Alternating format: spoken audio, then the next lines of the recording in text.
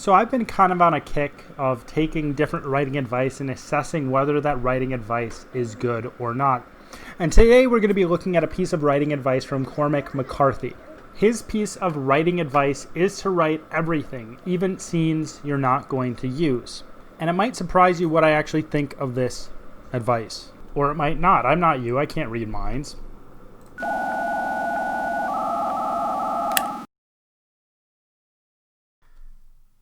Welcome to How to Write Good. I am your host, Daniel Poppie. You can find out more about me at danielpoppie.com. If it is your first time here, How to Write Good is a writing podcast that seeks to find principles and advice that can be applied across a broad range of writing situations. If you've been here before, don't forget to subscribe, hit that like button below, and share.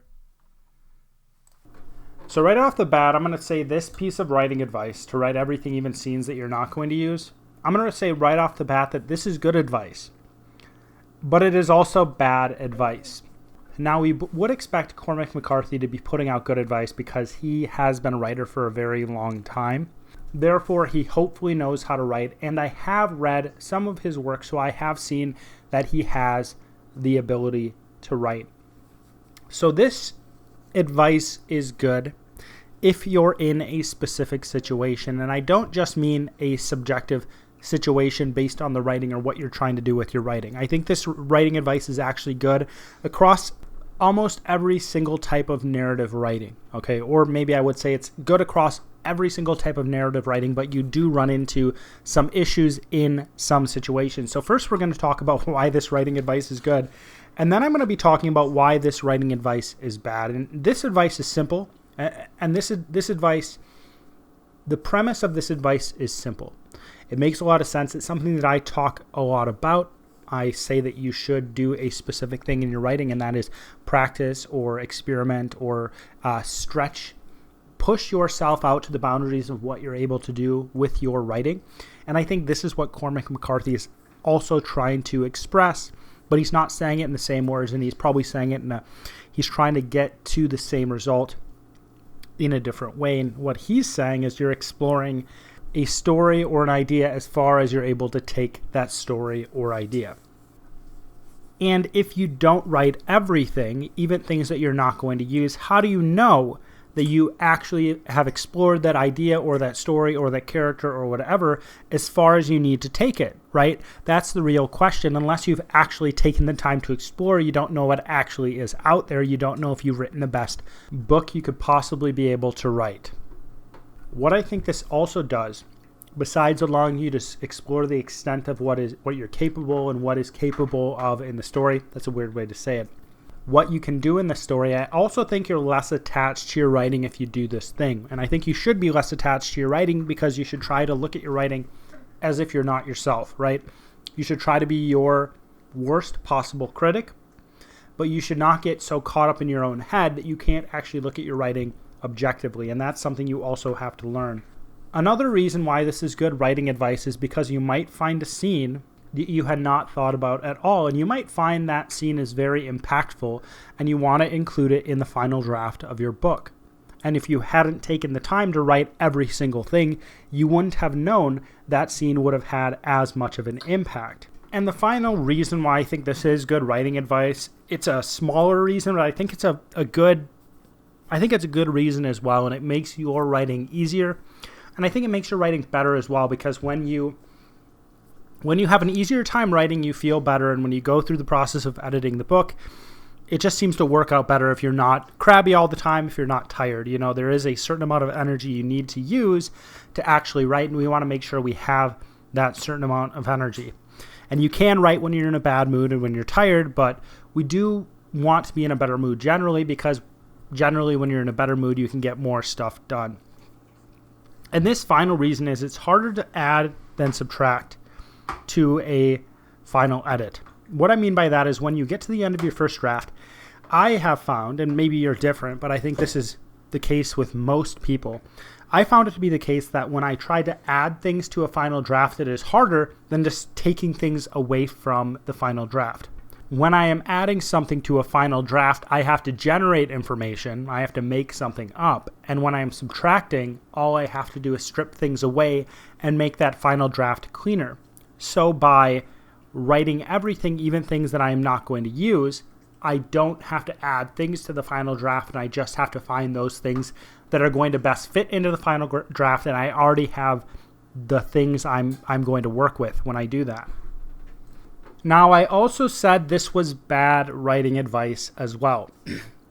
The fact that this is bad writing advice as well is not based on whether you can apply it across all types of writing or all types of creative writing. It's for a different reason. It's for the different situations that people are in and trying to write from, if that makes sense. So if you have infinite energy and infinite time, if you have the opportunity, write everything, even scenes you're not going to use.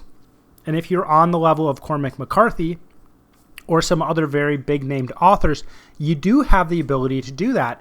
If you have 6 months where you are writing full time and you're writing a book for 6 months, you almost certainly have the opportunity to write everything, even things that you're not going to use in the final draft. You can write as much as you want, right? And then you can pare it down. You could take 3 months. You could write that first draft. You could just go all out, write 40 hours a week or however much you're going to write. And then you can pare it down in the next 3 months, okay? If you have the ability to do that, go for it, and good for you. That's excellent. It's awesome that you have that time. If you have a year to write or you have 2 years to write, some of these very big authors have probably endless time to write their books because they have enough money to float, okay?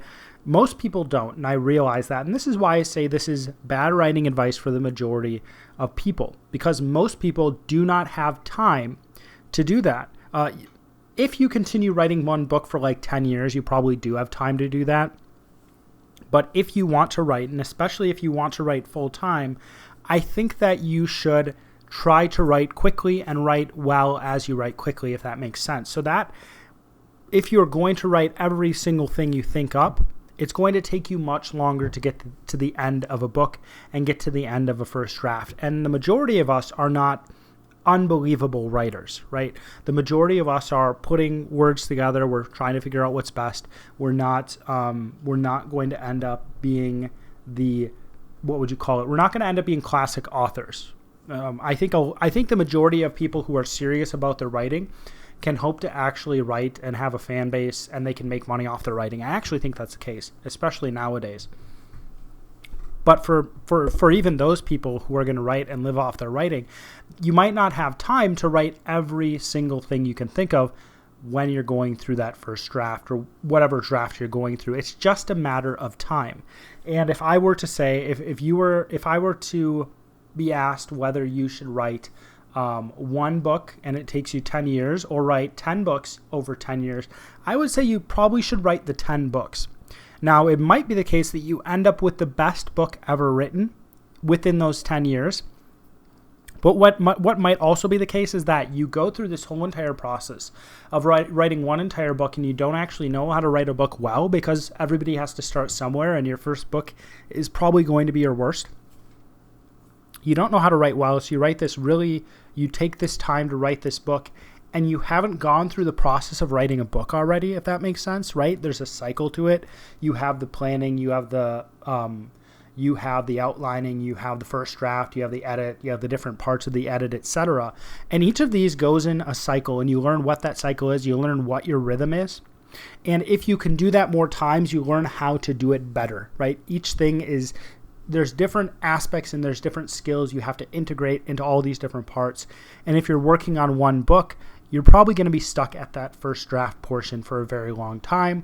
Then you're probably going to be stuck at the editing portion for a very long time, the polishing portion for a very long time. And if you have the perseverance to do that, and if you want to do it that way, I say more power to you. But I think most of us would be better served if we actually just sat down. We didn't write everything we thought of. We wrote what would fit into the book itself, what the book is going to be.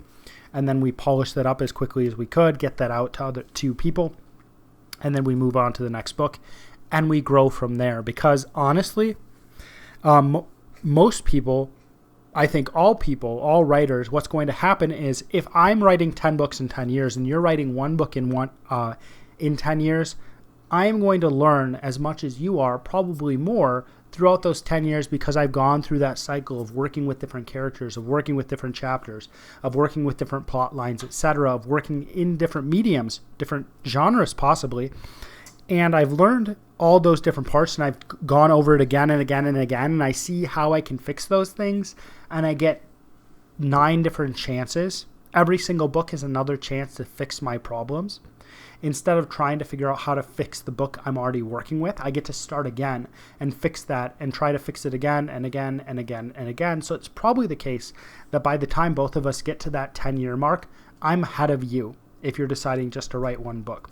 So that's why I say, if you don't have the time, this isn't good advice. And that's where I'm going to leave it today. If you enjoyed this podcast and you want to support me, there's really one simple thing you can do. You can go to danielpoppie.com/newsletter and sign up for my newsletter. And when you sign up, you'll actually be able to get access to my publication roadmap. So that's everything I have planned for pretty much every project I have into the next decade. Again, that is danielpoppie.com/newsletter. You can also find the link below.